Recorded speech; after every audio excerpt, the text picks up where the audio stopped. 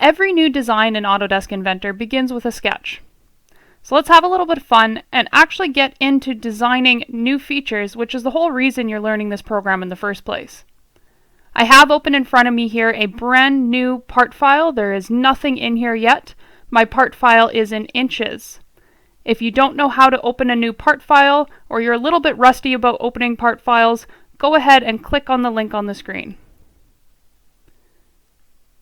When we start a new sketch, we're going to be drawing in what's called the graphics window. So the graphic window is this big gray rectangle on my screen right here. This is basically your piece of paper. This is where you do all of your designs. We're going to start by coming up to the top left corner in our part file, and in the top left corner you're going to see a button that's called Start 2D Sketch. Now if you can't find that button, just hit the little drop down and you'll notice there are two options. There's a Start 2D Sketch button and a Start 3D Sketch button. We're going to be working with two-dimensional sketches. So select that button by left-clicking on it, and now because this is a brand new part file without any other features or sketches in the file, Inventor is going to automatically open up what are called our Cartesian Planes. It's asking you which of these three planes you want to start your very first sketch on.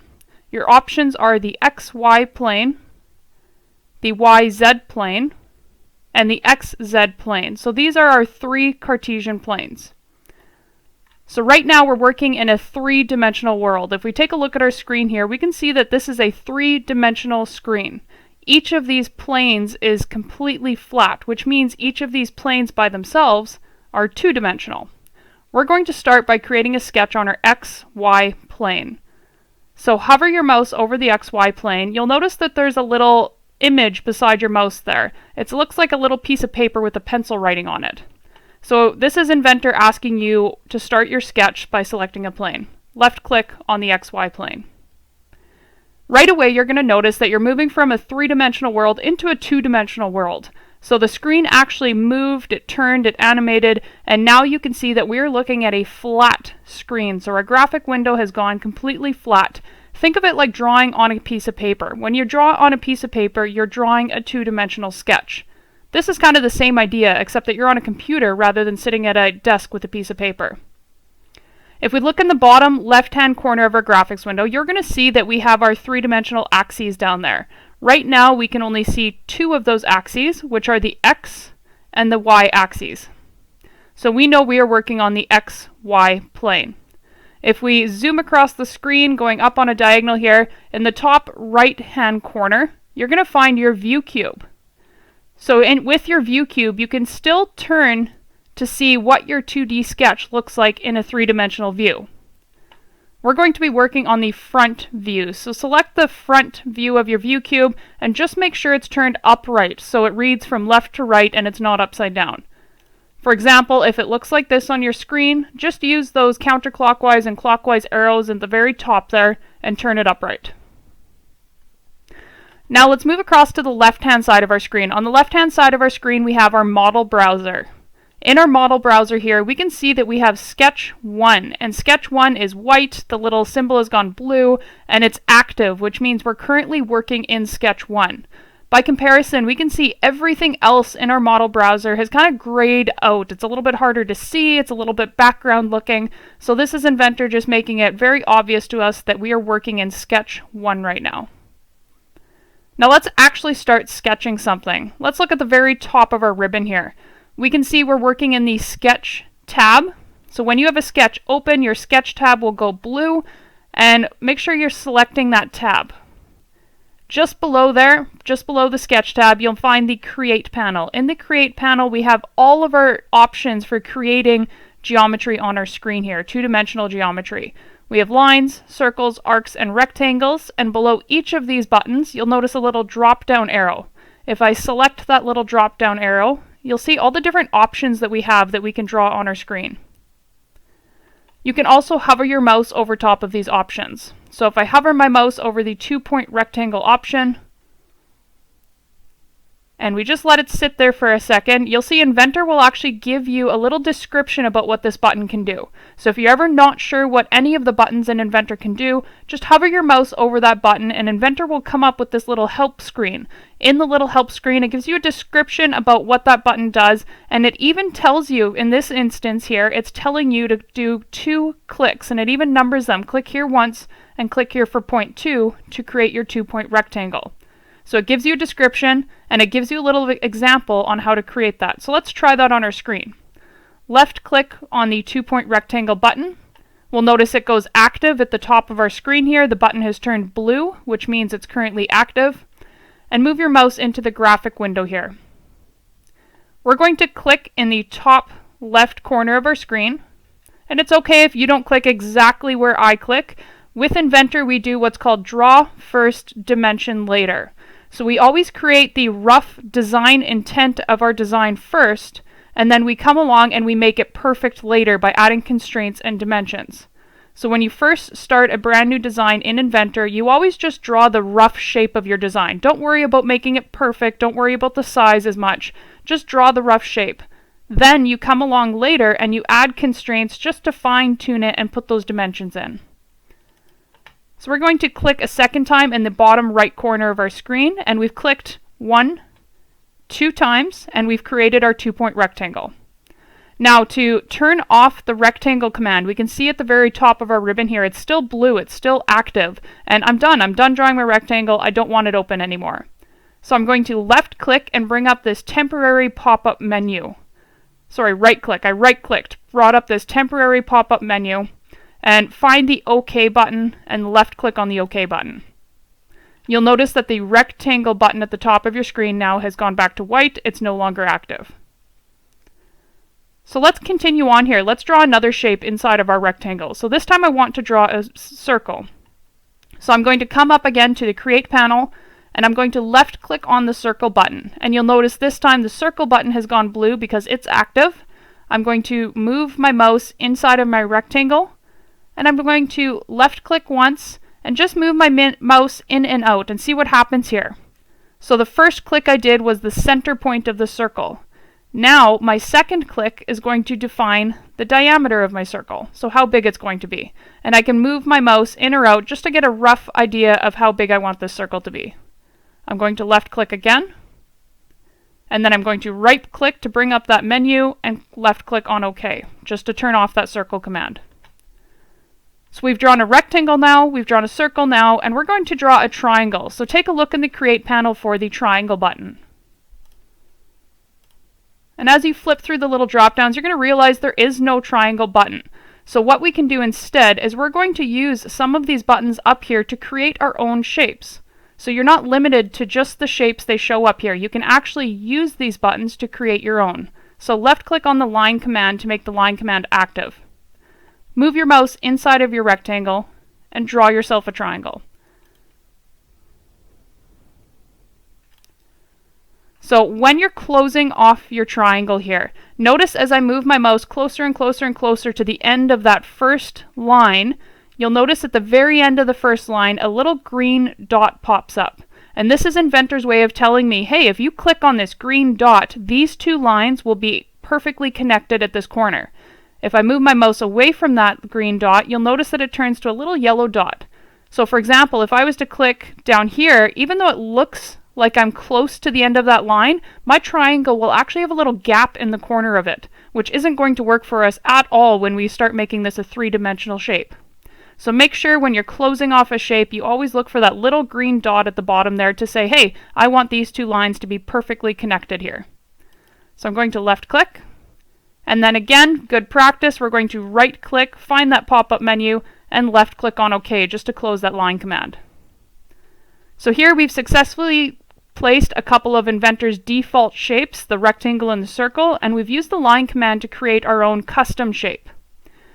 Now how do we move these around on our screen? How can we make this a little more user-friendly? Maybe we want to draw something that's way off to the right or the left or above this shape. Find the little wheel button in the middle of your mouse. So glance down at your mouse, and if you take a look, you're going to notice you have a left clicker or a left button, you have a right button, And then right between those two, you should have a little wheel on your mouse. Roll that wheel in and out. So you're not clicking it, just roll it. Inventor has it built in that rolling that wheel on your mouse zooms in or out on your screen. So we can zoom out so that we can see space around our sketch here, and we can add additional sketches around it. We can also zoom in so that we can see our shape a little more clearly when we need to. So that's a really handy tool that will kind of become second nature to you as you get rolling through Inventor a little bit more. We can also drag our sketch around on our screen. So we've learned how to zoom in and out. Now what if we want to move this on our screen and not just have it centered? If you find that same wheel button on your mouse, click it and hold it. So push down and hold it. And notice you're going to have a little hand kind of pop up on your screen. Your mouse arrow is going to turn on to a little hand. This is the panning symbol. So when you click and hold, you can actually drag your screen around. So you can move your screen so that that shape is out of the way. So you can combine this with zooming. If I zoom out or in, you can click and drag and move that shape out of the way. So now I can continue my sketch up in the top right corner of my screen here, and my original sketch is out of the way. So those are a couple of really handy tools for you as you get working through the program. Now, we're going to draw another circle in the bottom left corner of our screen. So come up again to the Create tab and find that center point circle button again. Left click on it to activate it. Move into your rectangle. Left click to place the center point of your circle. Drag your mouse out and left click again to place the circle on your screen. Now go ahead and close that circle command. Now what if you draw something you don't want to keep on your screen? So what if you make a mistake and there's something on there you don't want, and you don't want to sit there and hit the undo button 40 times and get rid of everything you've done since then? The best practice is just to delete that shape. So let's say this new circle I just created, I don't want it on my screen anymore. I'm going to delete it. So I'm going to left click on that circle. You'll notice that it turns blue, so we know that it's selected. And then you can either find the delete button on your keyboard, or you can right click and choose the delete button from that pop-up menu. Both of them work the same way. So go ahead and delete that new circle we just drew. When you are finished your sketch, so when you've created the rough design of what you want your finished feature to look like, you're actually going to click that Finish Sketch button. It's the big green check mark at the right end of our ribbon. You can see my mouse is up there now. So go ahead and click on the Finish Sketch button. And you'll notice we switch back into our 3D world. So we're done working on that two-dimensional sketch. You click on that Finish Sketch button and we zip back to our three-dimensional world. And Inventor gives us a little animation of that by turning into what's called an isometric view. And if we look at our view cube in the top right corner, we can see that it's kind of at an angle where we can see the front, the right, and the top at the same time. So that's called an isometric view, when you can see three sides at the same time. Let's move over to our model browser now. So on the left-hand side, we see our model browser is no longer grayed out, but our Sketch 1 is still visible on there. And if you hover your mouse over Sketch 1, so take your mouse and just hover, you're not clicking, just hover it over Sketch 1, you'll notice that Sketch 1 goes green on your screen there. So this is Inventor's way of telling you, hey, everything in Sketch 1, this is it. This is the green stuff, this is everything that's included in Sketch 1. Let's go ahead and start a new sketch. So select Start 2D Sketch. Inventor, because you don't have any three-dimensional shapes on your screen yet, Inventor is still going to show you those three Cartesian planes. I want you to select the XY plane again. And now let's place another center point circle on here. If we take a look at our model browser, you'll notice that we're not working in Sketch 1. Sketch 1 is grayed out. Instead, we're working in what's called Sketch 2 now, because we've created a brand new sketch. Go ahead and click on the center point circle at the top of your screen. Drag your mouse inside. And notice, even if I want to make this circle concentric with my other circle, which means they share the same center point, because I'm working in a new sketch, I'm not working in the same sketch as before, I actually can't grab the center point of this circle. So that's one of the downfalls of starting a brand new sketch every single time. Sometimes it's much better to go back into your original sketch and keep adding new features in your original sketch, because right now I cannot reference this geometry in my new sketch. So I'm going to just draw that circle in the bottom left corner of my screen. I'm going to right click and choose OK, and I'm going to finish my sketch too. So now move your mouse over to your model browser again, hover over sketch 1. Look at your screen. You're going to see all of the bright green, lime green lines. That's everything that's included in sketch 1. Now move your mouse down and hover over sketch 2. You'll notice that everything in sketch 1 is no longer green, but that one new circle we drew is lime green. So it's telling us this is what's in sketch 1, this is what's in sketch 2. And that comes in really handy when your model browser gets super long and you have lines on lines on lines of features and sketches that you've added to your shape here. Just running your mouse down all of those sketches and features is a quick visual to see what's in each of these.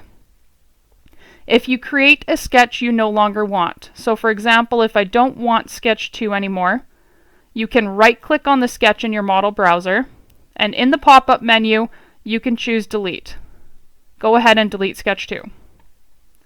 If you want to edit sketch 1, so let's say we want to jump back into our sketch and add that circle that shares the same center point with our first circle, you can come up to our model browser, find sketch 1, and you can either double click on it or you can right click and choose edit sketch. Again, we can see that sketch 1 is active, and we can now select that circle. So we're going to place a new circle, so click on your center point circle command. We're going to start by left clicking on the center of this first circle, and now we're able to select it because we're in the same sketch that we drew this first circle in. Go ahead, right click and choose OK to end that circle command, and click on Finish Sketch. So that's how you can create a sketch, edit a sketch, add a new sketch, and a little bit about how we draw first, and then later on in a new video I'm going to talk to you guys about how we dimension our sketches.